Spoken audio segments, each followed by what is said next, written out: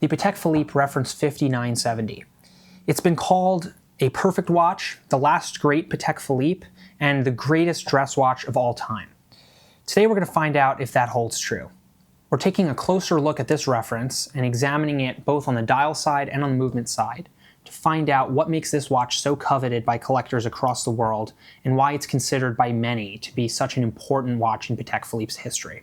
The perpetual calendar chronograph is one of the most difficult complications to execute properly, and it's sort of the complication that made Patek Philippe so incredibly famous. The very first serially produced perpetual calendar chronograph was introduced by Patek Philippe in 1941. It was the reference 1518, which was made until 1954 in just 281 examples.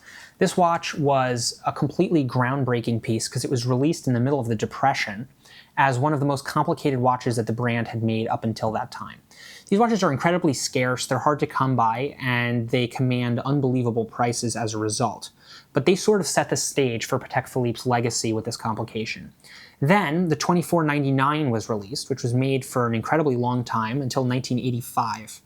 And this watch also sort of built on the 1518's foundation, starting where the 1518 left off, and then sort of creating a transition point in 1985 to the reference 3970, which was released in 1986. The 1518 and the 2499 used Valjoux base movements that Patek Philippe took in-house and refinished and packaged within the cases of the 1518 and the 2499.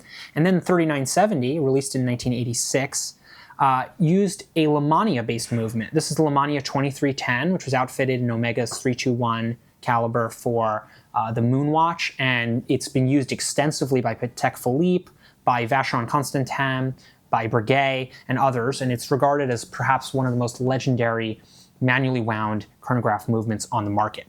In the case of the 3970, it was the caliber CH2770Q, which was essentially Patek Philippe's souped-up perpetual calendar chronograph movement and regarded by many as the most beautiful perpetual calendar chronograph movement that Patek has made even to this day. After the reference 3970, which was sized 36 millimeters, in 2004, Patek Philippe released the 5970, also based on the same Lemania movement using the same caliber CH2770Q of the 3970, but the 5970 grew to 40 millimeters. This 40 millimeter piece was regarded by many as the perfect proportional Patek Philippe, and we're going to try to see what made that so relevant. So the Patek Philippe reference 5970 wears in a perfect way, sort of counterbalancing the historical aesthetic of the legendary perpetual calendar chronograph from Patek Philippe with sort of details from the 1518, the 2499, and the 3970. But now we have a much sportier, contemporary 40 millimeter case, which is why collectors sort of go crazy for this watch in a modern context.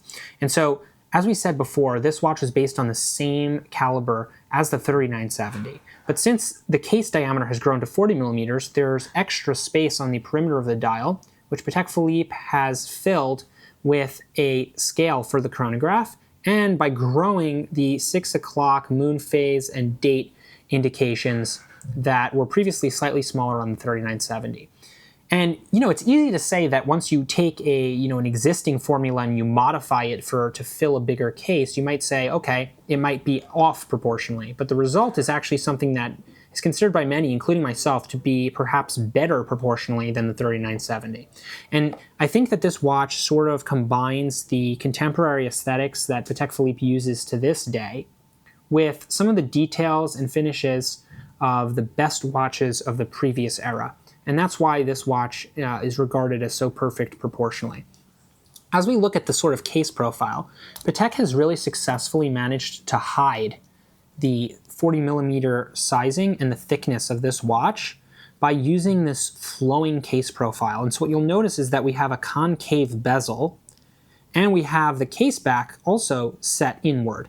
And so the mid case, which is the only portion of the case that's actually, full diameter, is only a slim portion of the watch's diameter. And what that means is that the case visually is significantly thinner and more elegant than its thickness might suggest on paper.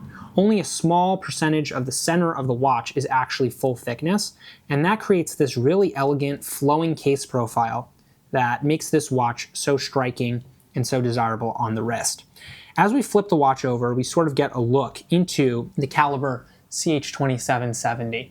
And as we said, this is based on Lemania's 2310 movement.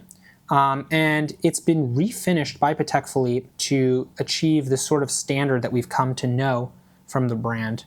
And as you can see, it doesn't quite fill the full case back as it did on the 3970 because we've expanded it. But there's something sort of charming about that because I think this movement harbors back to a different era of Patek Philippe. Some would say it's the golden age of the brand, when they would take other third-party movements and refinish them in-house. In a modern context, collectors sort of demand in-house movement finishing. But I think that for the era, this was sort of the standard that characterized the entire industry. Brands would take third-party movements, refinish them to their standards, and what you got was a really high level of dependability on these movements because brands would partner with the very best movement manufacturers to create both aesthetically pleasing and mechanically reliable movements. And there's been a really sort of a groundswell surge of interest in Lemania era Patek Philippe chronographs. That's the case with the 5070, which has exploded in auction prices. It's the case with the 3970. It's the case with the 5970. This was the last watch that utilized a third-party movement, and when Patek Philippe discontinued this watch, they released the reference 5270, which relied on Patek's first in-house perpetual calendar chronograph movement, which I personally believe is less beautiful than the CH2770Q. In my opinion, this watch may actually be the last Patek Philippe of this level of craftsmanship. It was proportionally perfect, its dial was flawless, the movement was absolutely stunning, and the case profile was so tastefully executed. It really perfectly modernized the Patek Philippe design language for an 80s, 90s customer, but also for a 2000s customer. As we said, this was released in 2004. It could have been released in the 80s and it would have looked just as at home, and it could still be produced today and it would look just as at home. And I think that that's something that you don't find on many watches, and Patek got it right with this watch. I'm really not a fan of hype watches, and for years I resisted the allure of the 5970, thinking that it would not live up to its legendary status in person. And then when I got hands-on with this piece, I was sort of shocked by just how true all of the accolades really are.